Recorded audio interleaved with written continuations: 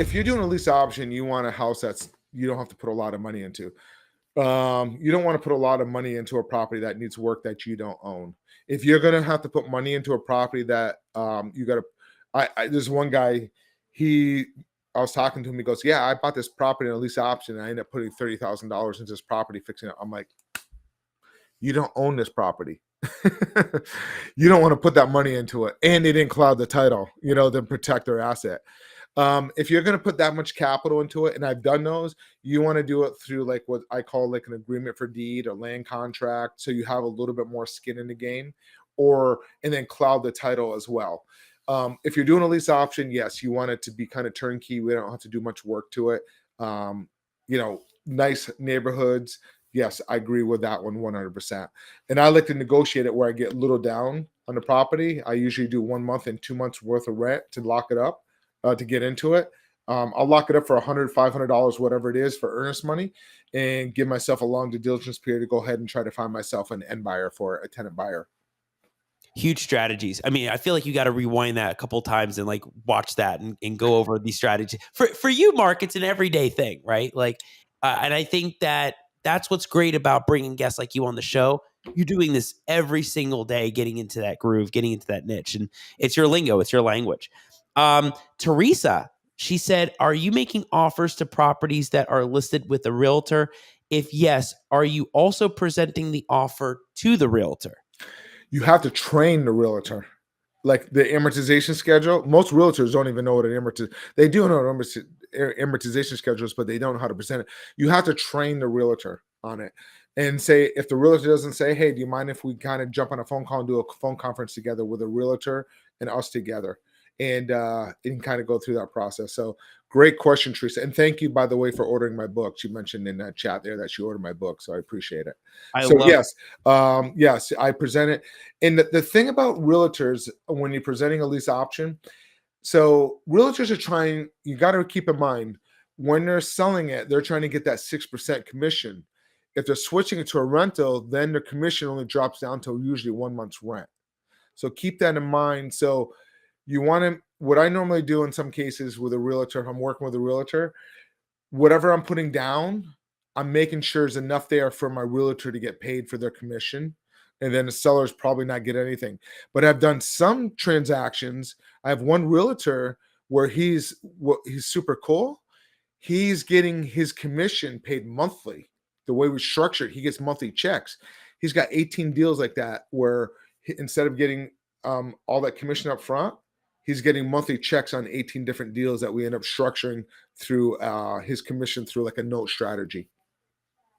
Look at that. Look at another strategy out there that you can get into. Like, I mean, it just keeps going, right? There's different things that you can get into creatively. It's just paying attention, actively listening, even listening to what Mark's saying about different ways people have done this. So it's awesome.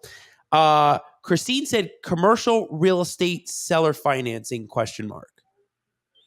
Yes, 100%. That's why I teach people to start with residential, because once you understand residential, you can get into commercial world 100%. About 2 years ago when the market was hot, I did one. And actually, I'm doing a land development project, 145 doors outside of Charlotte that we're doing. So what we did on one was the seller was trying to sell his land straight up. Actually, I've done several of these. Even during COVID, I did a couple of these in my own backyard. So the seller was selling the property straight up. And when I said to him, if you want to stay in the deal, because he had no mortgage, you want to stay in the deal, I can show you, because we subdivided up into 41 lots. He was going to make an extra like $6,000 per lot or something. I think it came up to like $1.7 million more that he was going to make versus selling it, because he was going to get paid on a per lot basis every time a lot was sold, if that makes sense. Interesting. Does that make sense? Yeah. I mean, it's again, the strategy sounds like just a way better for the seller. I mean, obviously you're going to get a great deal from it too, but it just sounds like a no-brainer to go off this schedule versus just a regular transaction. So listen, it goes back again, listen to the seller. How can you help them? Are they into it just to run and get the money and get out? Or are they into it to make more money in the long run? So you got to listen to those things. And if you can present in a way where joint venture with a seller instead of like another, you go out there and try to raise capital and do all this stuff, you have the seller already in place. And if it's free and clear, you can use the land as the leverage of whatever you're trying to accomplish. Cool. I mean, right there, golden nuggets, golden value, Mark. I love it. A lot of people know about pre-foreclosures, tax delinquents, things are going up for the auction, vacant homes. But then I'm talking to Jay and Annie Adkins, and I'm like, where are you finding some of these deals? And they're like, the historical registry. And I'm like, what? What is this? Tell us. Yes. What in the world is this historical registry? So in Ohio, there are a lot of small towns and larger towns as well, that a lot of these communities here were built in the early 1900s. And so there are a number of properties that are on the historic registry, and you can drive. They're typically in the downtown areas of the small towns. So whatever city or state you're in, look for those little villages or towns, and you'll see buildings that look dilapidated or beat down, vacant. And again, you can skip trace, look it up on the website, find out who owns it. Hey, what are you doing with this property? I notice it's sitting, right? What are your plans with it? Actually, I'd like to sell it, right? I would like to sell it, and it's run down and it's been vacant for 10 years, Al. 10 years. Sitting vacant for 10 years. Not one, not two, 10. Right. Yeah. Not doing anything. Decade. A decade sitting empty. No squatters? Yes, there were a couple, yeah. Okay. There had to be And squatters there were a in couple, this. right, yeah. And repeat squatters. Yes. I said, you got to start paying rent. I'm sorry. Yeah. Pull a Jay Atkins right there. We'll forgive all the other. Exactly. But it was an 8-unit that had been sitting empty for a decade. It was actually one of our students found that one. Yeah, and had just listed after sitting empty for a decade. Somebody finally decided that they were going to list it, but we had just found it on the historic registry, like Jay said too. So, and it actually was built so long ago that it doesn't have any parking because they had cars horses. didn't exist. You would pull your horse up. It was to built in a the building. late 1800s. So, yeah, and the house across the street from it, actually, it was an old house that they had turned into an office building upstairs and downstairs, kind of an office duplex kind of situation. And they have a ton of parking because it used to be an attorney's office and a doctor's office. And so we talked to the guy that we skip traced, the guy that owned the duplex, and talked to him and said, we really need your parking. And he, of course, charged us way more than he should have, but we bought it anyway so that we could have had the parking. With owner financing. Yes. With owner financing. Look at that. Yes. Yeah. So we did a 5-year land contract on that one. On the duplex across the street so that we could have the 15 spaces of parking. For the row house across the street that was on the Historic Society that we got, it's an 8-unit, potential 9-unit, and we bought it for $65,000. Amazing. And then we used private money, a hard money loan. Okay. So that's where you're going to use not a bank. Okay. But there are lenders that will lend you money subject to you doing all these repairs. And so we said, okay, we want to buy this for $65,000. And then our rehab budget is $600,000. Okay. And so this hard money lender will then lend you the money for the rehab. Now that one, we had to bring 10% down of the purchase price with that lender. Okay. So our down payment was $6,500. And then they funded the rehab for us and put it in escrow. Mm-hmm. So that's where they hold the money at their bank. They've reserved this chunk of money for you. And as you complete parts of the project, they then refund you the money that you put into the property. Okay. Interesting. Very interesting that they do that. And can you find this? Where do you find this registry? Like, I don't know if they have it in Florida. I know there's a lot of historical towns and different places in Yeah. Florida, or even in any other state, maybe California or where everybody's at. Is it like you just go to the clerk's office? You go to the property appraiser? Like, With where the do you county go? offices. County offices. There's also the Ohio Historical Society. Yeah. And so there's groups like that where they'll have lists of properties that are available. And the great part about that too is we were able to secure a grant from the state of Ohio to help rehab the outside of the property. And so they are granting us $50,000 to help fix the solid copper gutters that are there, still original from 1900. So these gutters are, well, what's left of them. They're about 75% of the gutters are left, and they have holes and coming apart, so they need repair. And so they're giving us a grant to help fix that. And they're giving us a grant to help tuck point the brick. So that's where you're going to fill in the mortar in between the bricks. That's failing because the water's running down with no downspouts being there. And then money to help rebuild the concrete on the outside of the property as well, because they want to preserve that property. They want it to be rehabilitated to its original condition On the outside, at on the least. outside. And so, it is a lot of work. This is hard work, right? There's been a lot of meetings, a lot of budgeting, a lot of phone calls, a lot Zoom of calls. meeting contractors and getting different prices. So, it's not easy, okay? But it's doable, and you just put in the work and you get the reward.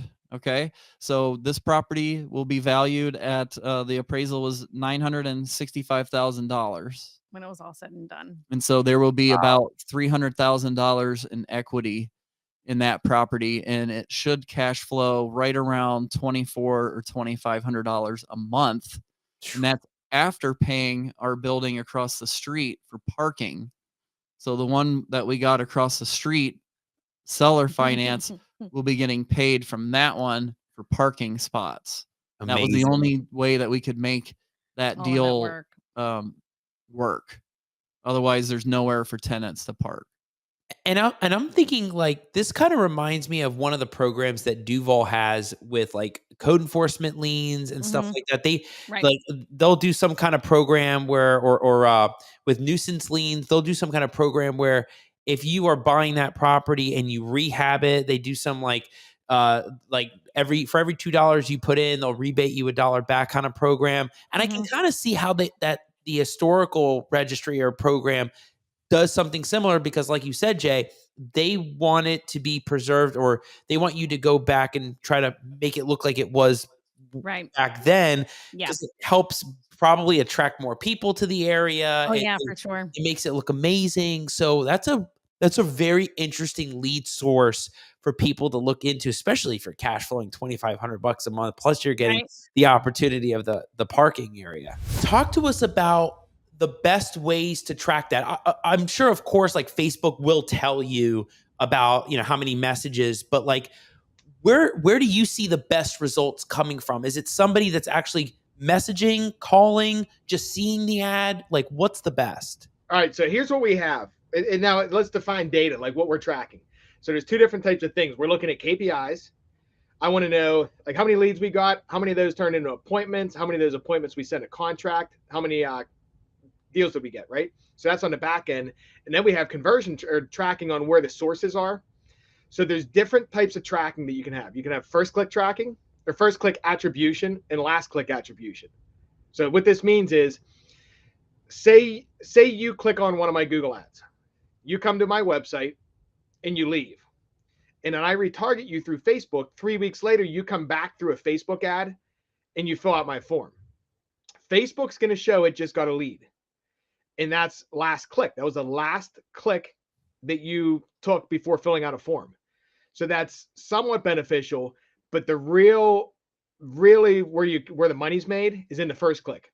If you can figure out Google introduced me to you, brought you to my website and then you left and then you came back through Facebook, if I put more money to Google, it's going to increase to Facebook. Make sense? Makes sense. Yeah. So it's called attribution. I use, it's kind of creepy software. Like we use a software called Hyros. That's one that it tracks people. Normally websites track, and normal software tracks when an action happens. This happens when you get on a website. So it's like a step deeper. Interesting. Yeah, you get pretty deep with this stuff too, and like where they're coming from, and like, did they visit the site first and then did they see the ad later? And the retargeting seems to be very fascinating. Which you have to too, because think about it. I'm just using a simple example, but think about a person's selling process. It might be 9 months long. So they may have clicked a Google ad, seen your retargeting, you're sending them text messages, emails, mailers, TV. You want to be able to see, okay, which part of this flow, how are they engaging with it, and which one's actually bringing them to take an action, and kind of map it out. And then you want to build your funnel to get rid of the leaky buckets, Yeah, and another thing that I'm thinking, because I do the Facebook ads that are out there for probate, right? And so what people see that they'll do an ad, and it's kind of like throwing up a reel on Instagram, right? When you keep throwing up reels, one reel may take off, a lot of people love it. Another reel, nobody does a thing, nobody hits like, love, comment, nothing. But in my mind, it's actually a really interesting tool, the Facebook ad, because it's almost like another way to brand and market. Even if you're not getting the like a direct message, or you're not getting something later, kind of like Bryan's talking about, like maybe later it'll happen when they find your website or find a different lead source or link source. But I see it, Bryan, almost like another way to market that just keeps people top of mind. They're like, oh wait, that's the person that does probate. That's the guy that does probate. Like I just see it as like another thing that you keep pumping out there. Yeah. So there's a couple different ways we can use Facebook, right? And yeah, you're right. So say we're trying to test content. Say you just toss them on Instagram. You want to see what happens. A lot of people will take a lot of content and stick it on Facebook. Like what I'll do is I'll stick it on as a Facebook ad for $1 per day. I'll stick a lot of videos on there. And what I'm looking for is that I want to see that one, and I'm putting it on for engagement. I want to see that one that gets a lot of engagement. And then I'll take that and make that into a conversion ad. So people can test it like that. You know what I mean? With Facebook, you want to be careful when you're running ads. Facebook's going to give you what you ask for. So if you ask for people to watch your videos, you're going to get that, and that's it. If you ask for people to come to your website, you'll get that. If you ask for engagement, you'll get that. And then if you ask for leads or purchases, you're going to get that. So in the real estate investor space, we always want to target leads, which we're going to get smaller reach, but we're going to get actual people that want to sell our house. And then we may retarget again with the lead conversion, but then we also may have some for that brand awareness as well, just for reach to get our message in front of as many people as possible. Great point. I mean, great tips out there, right? And I'm even thinking too that not even just Facebook, the ads also go on Instagram if you allow it there too, which targets a whole different demographic, more of the younger crowd, more people that are more active maybe on social media. Sometimes if you just have Facebook, you go on once in a while. The people are on Facebook and Instagram are always out there. So it's kind of like another way to repopulate and be in front of people's faces all the time. And with Instagram, I mean, again, you can do that probably cross-reference stuff and cross-linking, which is really interesting. Yeah. And basically think about it like this. It's real simple. So anytime you have two different ways of targeting, you target cold traffic, which is where you show ads to strangers, and then you just show different ads to people that have engaged with your stuff.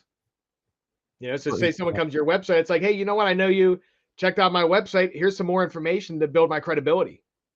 Right. It keeps adding to the credibility part. Yep. That's going to be huge. We're going to talk strategically about building luxury housing, which gives us the ability to deal with a market where people are buying cash or as a second home, because this property can produce revenue. And what we have found is that there's specific markets in different parts of the US and in the world that is a hub for families that are affluent to go on vacation, fall in love with the place, and then ask themselves, honey, how do I get the second home here? We retire, we want to live here full time, but I can't justify paying $2 million for a house that's not paying for itself. Oh, wow. You mean this property also produces X amount of money per month? Why don't we do this, honey, and buy this cash? And this will be our cash flow so that when we're ready to retire, we can come to our favorite place in the world. Do you follow that concept? It's kind of interesting. So are you making these homes or developing these homes, and then you have a strategy where maybe you Airbnb it or you VRBO the whole thing, Mhm. and then the families come in, they visit for like a month or a week, and then they have that epiphany, and then they're going, wait, who's the owner of this property? Then they're contacting the owner, and then it's Rick Melero, right? Like, Yeah.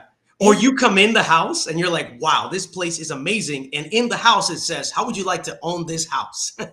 yeah, and they're saying, well, wait a second, how do we do this? I mean, how do we get into this? Well, wait, we're doing it ourselves right now. We just got a Airbnb. Wait, we can do this for other people. Interesting, because Rick, before you dive in, I'm just thinking. I was looking on VRBO the other day at what are properties doing on the short-term rental market in Coral Gables, and there are these monstrosities.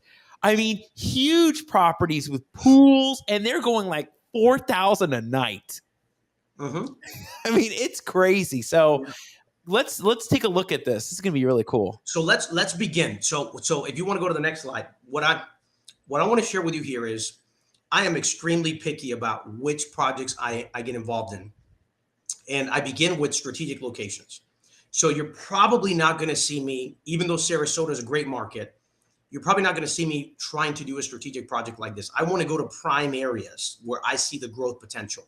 Now, I honestly have COVID to thank for getting to Tulum, Mexico, because if it wasn't for COVID freaking people out, the funding partner of this deal would have stayed on the deal. This guy backed out and left these guys hanging. Long story short, because people knew we were a lender, they said, why don't you call Rick? He's crazy enough. I think he can work with you. And long story short, it took me a year and a half to really get comfortable, but we ended up partnering and working on this deal. Now, what I want you to look at is the line that you see on the screen that's got all the little stars is the beach area in Tulum. So let me give you a picture for those that have never been to Tulum, Mexico, which is by the water side, okay? Imagine that there is currently at this moment no airport, even though now they're building, and I knew about that. But here's what's interesting. For people to come and hang out in Tulum, Mexico, they have to fly to Cancun. They have to get in a rental car or rent a car, and they have to drive an hour and a half to 2 hours to get to Tulum in order for them to enjoy this area. Okay, just to give an example. Right. During peak seasons, that little tiny road that you see there, it could take from one hotel in the entrance all the way down to the last club 3.5 hours. That's how packed this place is. Almost 3 million people on average are coming in, and it's projected to reach 9 million in the next 2 years. Wow. So this place got so big and exploded so much that now there's an airport. And if you see the bottom left side where there's a little lagoon, which by the way, I own that land, is literally an airport that's less than 5 minutes away from there is now being built in 2024. It was just announced it'll be completed. So just imagine the explosion of what's going to happen. So the reason why I'm setting the context is everybody else is buying properties and speculating for the growth in Tulum is in that other top section that says Tulum, those squares. If you see Villa Mamba, which I'm going to show you right now, that's the project we're currently building as we speak. And it's inside of an exclusive community with 7 exclusive entrances to the beach area. So you don't even have to go around. So again, I really looked for the unique location that is strategic for future growth. I knew that there was going to be a new airport coming because I have some great contacts that helped us out. And so I knew we were positioned for success. Now let's go to the next slide. So this was a render of Mamba, which in a minute I'll explain kind of how this evolution is because there's 2 strategies here. You can go to the next one. And these were the renders as we were coming up with the conceptual project. The main concept that I have found is if you are going to go and work on luxury properties, you don't want to be the same guy that everybody else is doing the same model. So we wanted to go extremely like modern, mixing a combination of concrete with jungle. Go to the next slide. You'll see there's a lot of pools. So there's a lot of water amenities in this project. Look at that. Rooftop pool. And we also did a little unique thing where we did a small little ad. We put this on social media and said, would you move here? Would you come and stay here for vacation? This picture went viral. I mean, hundreds of thousands of people have seen this and liked it and shared it. So we knew we had a winner with the design. And that's just, by the way, a little indirect strategy that we use. You can go to the next part.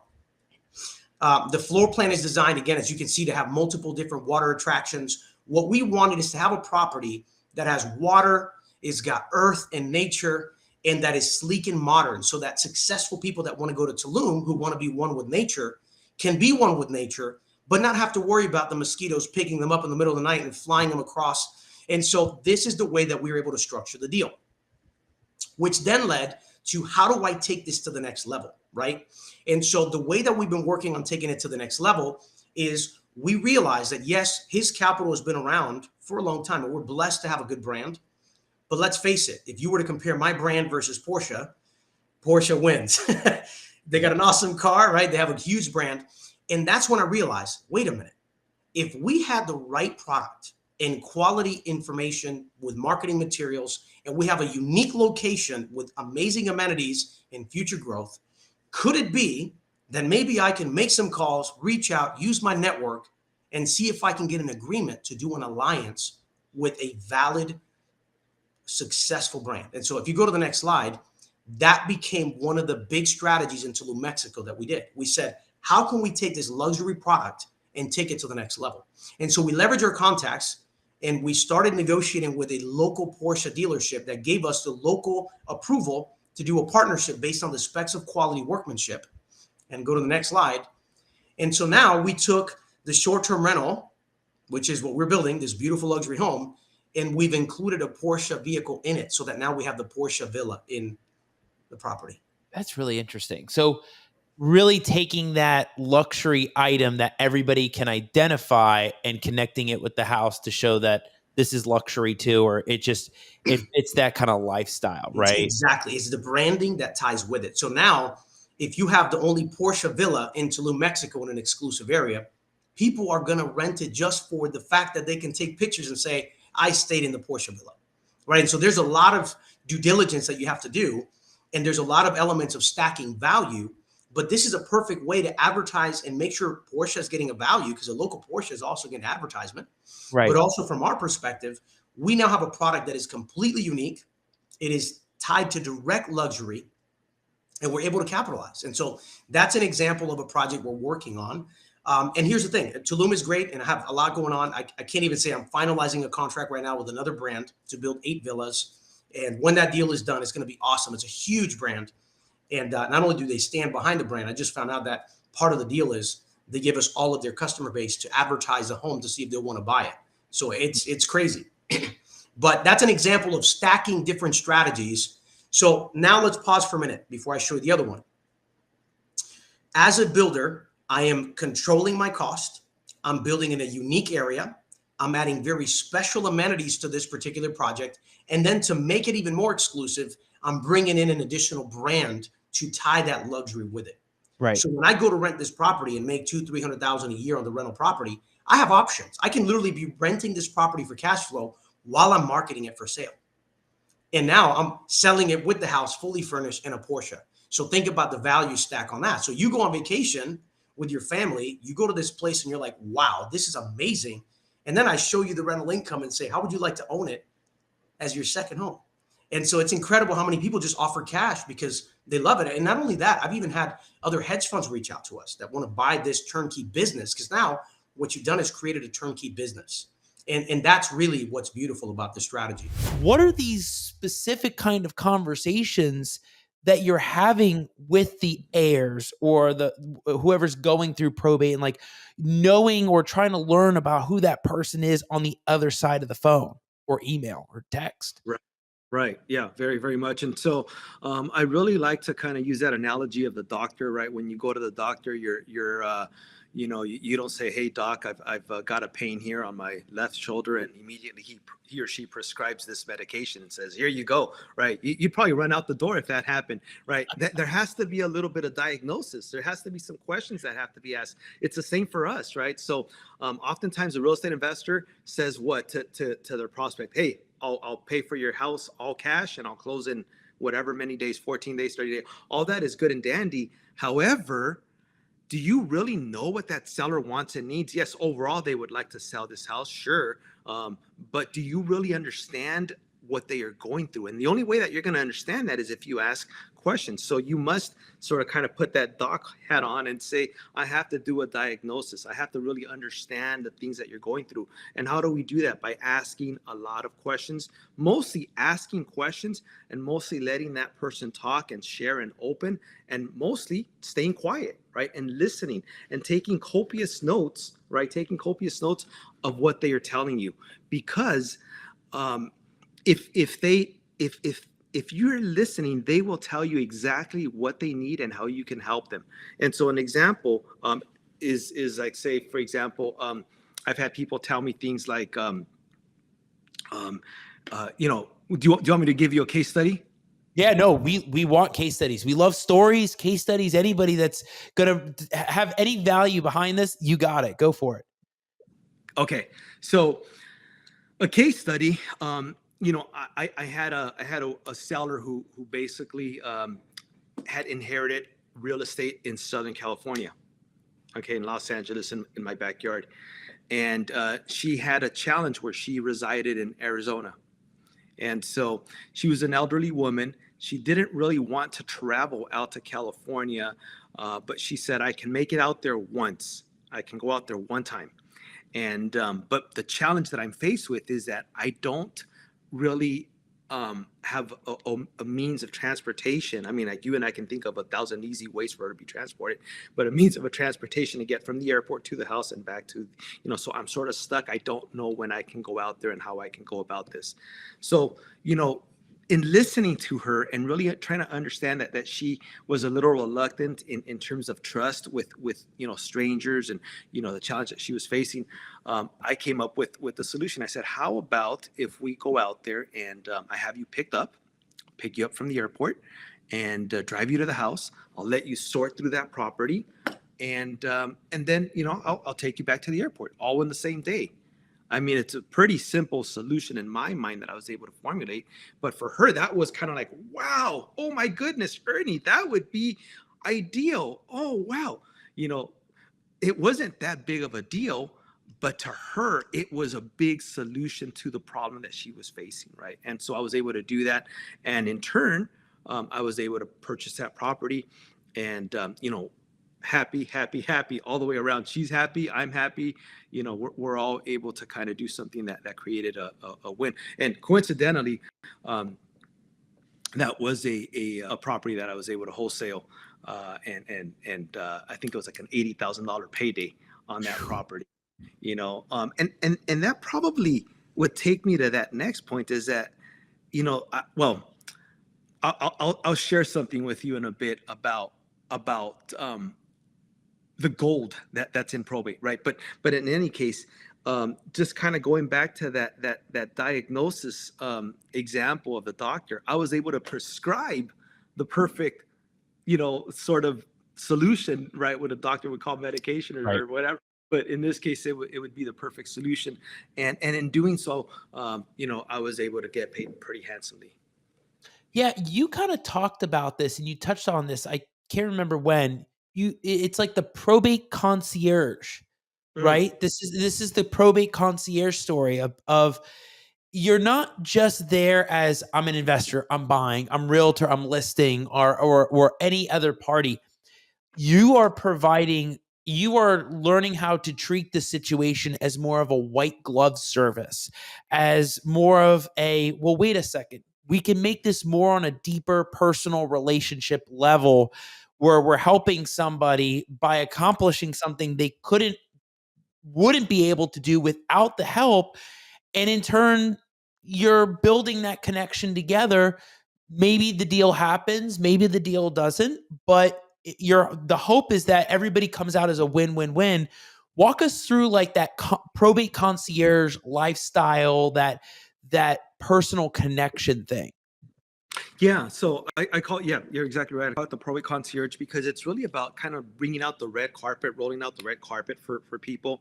The approach is different than a standard let me buy a house and profit from you sort of a scenario, right? Or even if there's a real estate agent that just wants to list the house. I mean, at the end of the day, it's about really identifying these needs that these people have, and sort of building this whole solution around that. You know, I was talking about the arm wrestling thing, right? What I've always taught is that there are some people that will want to sell to you directly as an end buyer, but there are some people that will not.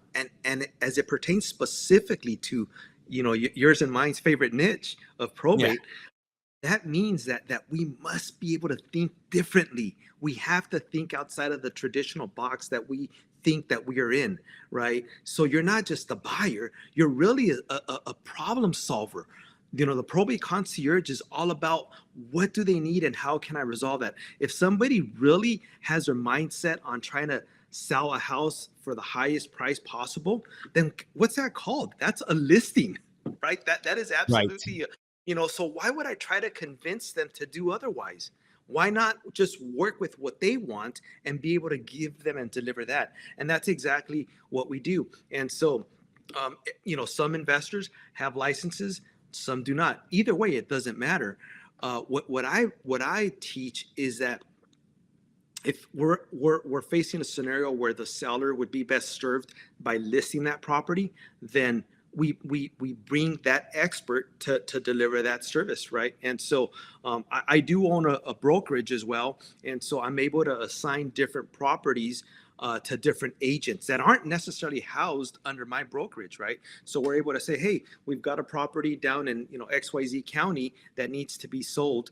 I need you to go out there and go on a listing appointment.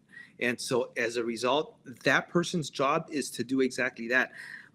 Be able to sell this house to the highest value that the market will bear for that person. But a probate concierge does exactly what will serve that person to its best capacity. Sometimes that may mean that we have to help these people with bringing an expert in, such as yourself, a legal advisor, right? Some people are improper and they don't go out and hire an attorney. They should hire the right person, right? Because the judge is not going to look on them very favorable because they're making a lot of mistakes. But all about what do they really need, and we are advisors to them, right? We should position ourselves as such, as try to gain as much knowledge in this field as you possibly can. Not as an attorney, we're not trying to take the attorney's role away, because we'll never make that happen, right? I mean, we've got other experts such as yourself, but we should be we should be real estate experts. That's what we should be, because that I always tell people, it's interesting. A lot of folks out there are sort of intimidated by attorneys, right? And I hear get that it all the time. yeah, but an attorney deserves their respect, rightfully so. But I tell people, understand the respect that you also deserve as a real estate professional. Now, if you act like a professional, you're going to get treated like a professional, and that's why the probate concierge really works well, because we get a lot of praise from the legal community because of the things that we do for their clients. I feel like that's a big problem right now, where like people are, they don't want to pay for education. When you start, you are getting paid to learn. Exactly. You're not getting paid to get paid. Exactly. Right. You eventually get to that point, maybe when you're like 6 years in. Yeah. So yeah, I don't know. Just, I guess I see it as a business owner too, about like, just learn from others and not just, think you're doing it all on your own. Yep. You got to be able to lean on the other people that are in this industry that are doing it. And nobody's going to reinvent the wheel, right? So, just learn from others' mistakes, and partner with the right people, but you don't have to do it on your own. And that's when people lose money, is I think they know better, right? Yeah. And, I could do it for this, or this is the right way to do this. And they ended up, and what happens when they lose money? Then they don't do it again, do they? They don't. No, then they go invest in crypto and lose money. And lose more money. or I don't know, who knows what's going on with that. That's a whole other world. Yeah, I think that real estate's not going anywhere, right? The time to start is now. And, it's just find what you like doing, find your passion, and then find what value you bring to a transaction. So you find the deal. Do you have funding? Are you a full-time person with a self-directed 401k and you can lend money? Every investor needs money. And a lot of investors have. I heard this fact the other day. There's in Florida, there's like $4 billion in self-directed retirement accounts that are just sitting in cash, not doing anything. Correct. Accruing interest, or no. At all. not invested, just sitting in cash. Yeah, losing money. Are you doing lending out of your IRA right now? Well, I actively do buy and holds and flips within that, but it's a great way for somebody to get started in real estate. Let's say they have like 200 or 300 grand, and a self-directed. Let's just say they thought about, so you would roll it to a self-directed, and you can lend out of that self-directed to an investor at 10 or 12% or whatever. And you can, now you're the hard money lender on that deal, and you can be involved and say, hey, I just want to, I'll lend you the money, maybe it's just at 10%, but I also want to, be involved and learn. Right. Mm-hmm. So they could have a full-time job and still start to learn the process. So, the deal, the funding, or maybe you're a contractor and you want to get into it. One of my agents is a contractor who's done some investing lately, but he was a contractor for years. And that's his retirement plan is to do more real estate, but he brings that to the table, right? The contracting aspect. So, there's always value, in a deal, and it just depends on what you provide and what, what you need to learn and so forth. So approach every deal like that. Yeah. You know No, what I'm I like saying? the self-directed because I could do everything myself other than funding, right? I can go, but I get with a track record, I go get hard money anywhere. Right. So if I can do it myself and make all the money, what are you bringing to the table for the time, effort, energy, right? So you gotta kind of think of it like that.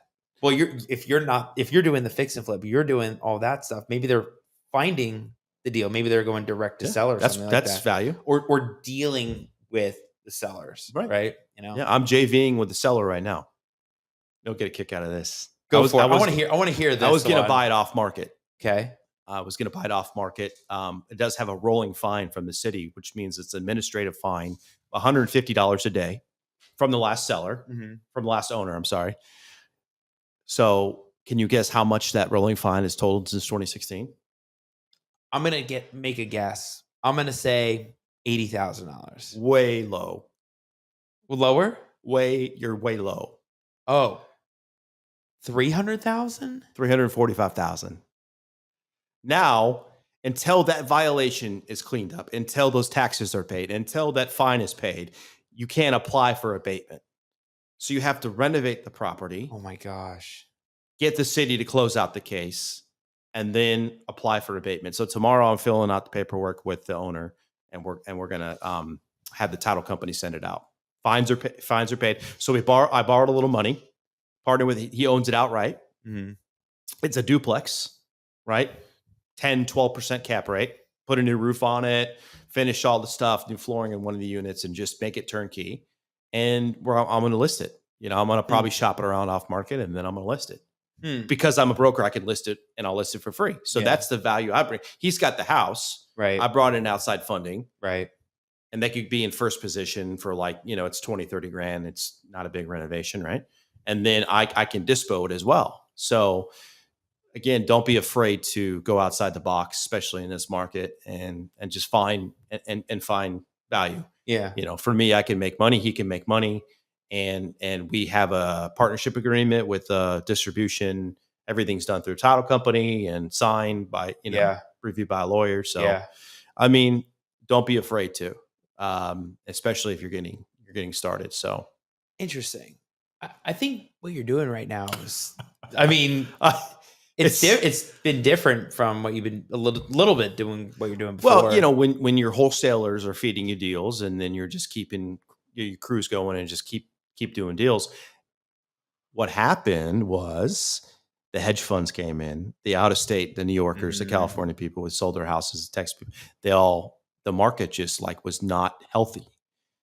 That 40% appreciation in 2 years, it's not healthy. That's a lot. Everybody made money. If you didn't make money in 2021, you just didn't know what you're doing. I mean, you could not know what you're doing and make money in 2020. You just had to not be involved in 2021. So what happens is all your wholesalers say, Gary, I love you, but I'm going to sell this guy because he's offering me 20,000 more than you're offering. Am I going to say, no, I'll pay that? No. Hedge funds came in and they were paying retail value for off market wholesale deals. Yeah. Way higher. Yeah. How do you compete with that? You can't. So they got to leave. And I'm working with Bold City Home Buyers. I'm working to do some acquisition, but I don't really want a big. It's just going to be mainly for me, and then I'll wholesale some deals here and there. I said, man, I got to get my own acquisition going, right? You know, and so I'm building that up a little bit as well. Are you getting into Airbnbs? No, and I think they're saturated, and I think it's going to be less valuable going forward. That's another topic of conversation. So wait. 5-minute conversation about this, because I got to hear it. Think about how many people love getting into Airbnb. Sure, you know why? Cash flow. Yeah, but you know the real reason? Because the numbers don't work as a buy and hold or a flip, so they can always Airbnb it. Mm-hmm. Right? And so that's they would rather be in the game and buy something than not. Oh, then I'll turn it into a rental down the road if I want to. Now, guess what happens when you don't cash flow as much? When it's the market is you're losing it. Yeah. And then you don't know what to do with it, or then you got to sell it. There was a big spike because people were coming down to Florida because they were getting out of the quarantine, lockdown zones of the other New York and everything like that. They were coming to Florida. So they were willing to stay, again, in like a blue collar Airbnb, like a West Side Airbnb or something like that. So those are the ones that are going to suffer the most. So you know what happened. So you know what the trend is now, right? No. So, well, maybe it doesn't work for an Airbnb. Would it work for a pad split? Oh, yeah. I've heard about that one. Like, yeah, I gotcha. You know what I'm saying? Yeah. Like, you're just like, I look at it as fix and flip numbers, which is the most conservative. Right. And then if I have to, those others are all going to work because I bought it as a fix and a flip. Right. But if I overpay for something, I'm going to be chasing that the whole time. So there's a lot, and again, I'm not an Airbnb, and I know that there's some nice Airbnbs in town with pools and by the beach or whatever, and those will always perform. But what about the West Side Airbnbs? What about the North Side Airbnbs? Well, the West Side, I mean, there's hospitals, so maybe there's right. corporations downtown. I'm not saying there won't, but are they going to cash flow enough? So are you now a really big proponent of pad split? Or is that just another part of the diversifying in your portfolio? So Jack Ria is going to have a panel tomorrow at Aloft. I'm curious to there's a lot of people that are going to be there, including Ray from Pad Split. I'm undecided right now. Undecided. What would change your mind? What would change my mind? No, I mean, I've already had Oriana from Pad Split on a conference call with my brokerage. Like I understand it's just weekly rentals and stuff. Like it's just, I want to make, in fact, how I sell investors on my property management, I want to make your property management as passive as it can be. That seems like active income to me, that active manager. Even if you have a property manager, they're calling you about towels or what, like that's active. Like if I'm doing active, I'm going to go flip. Right. So I would rather build a portfolio of long-term rentals than have Airbnbs or pad splits or anything. The title policy is something that could be used to help protect a homeowner when they have a transaction. Yes, 100%. So the title policy will protect you up to the value of the purchase price of the home. And this is very important because without that title policy, if you buy a piece of property, you don't really know what's on this property. For example, there might be multiple owners and you don't know, you're just getting one owner signing off on the deed. There might be liens, there might be code enforcement liens, there might be permits, utility liens, you name it, a mortgage that's on there that, the seller didn't tell you that they had. So I strongly recommend with every single transaction to always go through a title company and get the policy, whether it's, $9,000 or $900,000. It's worth it 100%. Oh yeah. I mean, it protects you, right? It protects the buyer from anybody coming back, especially like in probate situations, getting the probate done, getting the heirs to sign, getting that title policy prevents now situation from somebody coming back later and now making a claim, or maybe a lien holder or mortgage holder. So the title policies are extremely important. What kind of situations do you see right now when it comes to fraud? what are you seeing? Are you seeing like some wild deed situations, fraudulent land situations, um, who knows what it is? Maybe fraudulent IDs or fake IDs. Like, what are you seeing right now that is just blowing your mind when it comes to the fraud? Really, pretty much everything you just said. It really starts off with vacant land has been a really big one that we have seen. You know, people knowing that it's vacant sellers that aren't there, so they go and they try to sell the land from them because, you know, nobody's going to know. There's no moving trucks coming to take the stuff out of the house. You know, it's not really people coming to the land to see anything. We've seen a lot of fake IDs. It's very common to see fake IDs these days. We've even seen fake social security cards that they actually have the real social security number of the person. So Wait, it's, what? yeah.